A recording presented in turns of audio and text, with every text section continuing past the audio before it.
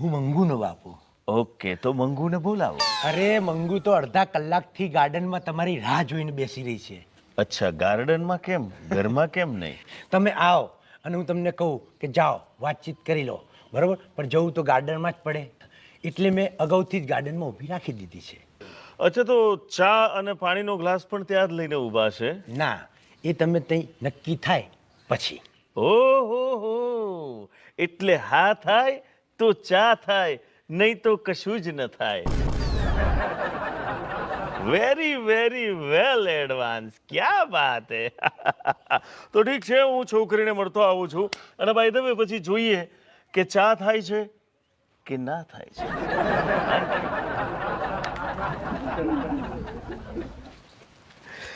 અમારા સંવાદદાતાના જણાવ્યા અનુસાર સાંભળવામાં આવ્યું છે કે કન્યા ખૂબ રૂપવાન, સંસ્કારિત, ગુણવાન છે.